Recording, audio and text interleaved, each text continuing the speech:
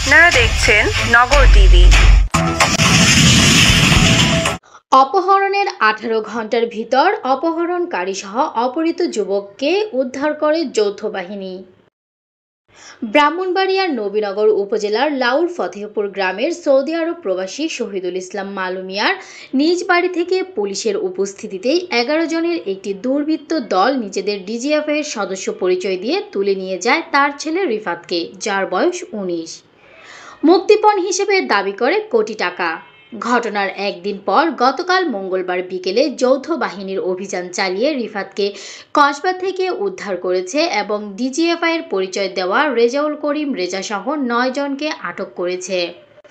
এই মিশনে নেতৃত্ব দেয়া মোহাম্মদ রেজাউল করিম রেজা বাংলাদেশ বিমান বাহিনী থেকে অপকর্মের জন্য চাকরিচ্যুত হন। চাকরিচ্যুত রেজাউল করিম রেজাও নিশ্চিত করেন অভিযানে অংশগ্রহণ করা সদস্যদের অনেকেই ডিজিএফআই ও বিমান বাহিনীতে চাকরিরত আছে। অপহরণকারীরা এতই পরিপক্ক যে তাদের সাথে ডিজিএফআই সহ একাধিক বাহিনীর সদস্যরা কথা বলেও তাদের পরিচয় সম্পর্কে তাৎক্ষণিক কোনো সন্দেহ প্রকাশ করতে পারে নাই। সেজন্য নির্বিঘ্নে তারা অপহরণ করতে সক্ষম হয়। জানা যায়, 7 এপ্রিল সোমবার রাতে লাউর ফতেহপুর গ্রামে শহীদুল ইসলাম মালু মিয়ার বাড়িতে একটি হাইক্স গাড়িতে করে আসা 10 থেকে 12 জনের একটি দল দেয়াল টপকে সঙ্গে নিয়ে আসা ব্যাগের ভিতর থেকে দা হাতুড়ি দিয়ে বাড়ির মূল ফটকের তালা ভেঙে ভেতরে প্রবেশ করে তল্লাশি শুরু করে।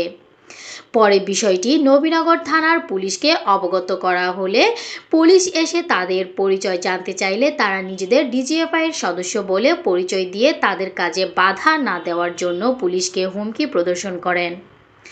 বিষয়টি নিশ্চিত হওয়ার জন্য উপস্থিত পুলিশের কর্মকর্তারা সংশ্লিষ্ট সেনাবাহিনী ও পুলিশ বাহিনীর ঊর্ধ্বতন কর্মকর্তাদের সাথে কথা বলেন এবং অপহরণকারীরাও ফোনে কথা বলে নিজেদেরকে ডিজিএফআই এর সদস্য বলে পরিচয় দিয়ে রিফাতকে গাড়িতে তুলে নিয়ে যায়।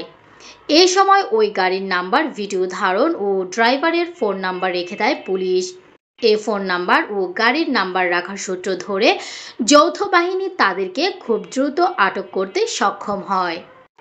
এই ঘটনায় শহীদুল ইসলাম বাদী হয়ে নবীনগর থানায় নিজ এলাকার মোহাম্মদ কামাল মিয়া, আবু কালাম আজাদ, কামাল খন্দকার সহ অজ্ঞাত আরও 15 জনকে আসামি করে একটি লিখিত অভিযোগ দায়ের করেছেন। এ বিষয়ে নবীনগর থানার সেকেন্ড অফিসার ও দায়িত্বরত ইনচার্জ আব্দুল মোনাফ বলেন, অপহরণকৃত যুবককে উদ্ধার এবং ক্যাপ্টেন পরিচয় দেওয়ার রেজাকে কসবা থেকে এবং আরও 8 জনকে খুলনা থেকে আটক করা হয়েছে। তাদেরকে নবীনগর আনতে রাতেই পুলিশ খুলনা রওনা দিয়েছে। আটককৃত রেজা কসবা পৌর সদরের মৃত মিলন মিয়ার ছেলে। সে বিমান বাহিনীর সাবেক লিডিং এয়ারক্রাফটসম্যান হিসেবে 2014 থেকে 2019 সাল পর্যন্ত চাকরি করেছে। বাকি 8 জনের নাম পরিচয় নবীনগর থানায় আনার পর জানা যাবে। নগর টিভির সাথে থাকার জন্য আপনাদের সকলকে ধন্যবাদ। দ্রুত নিউজ পেতে নগর টিভির সাথেই থাকুন। আসসালামু আলাইকুম।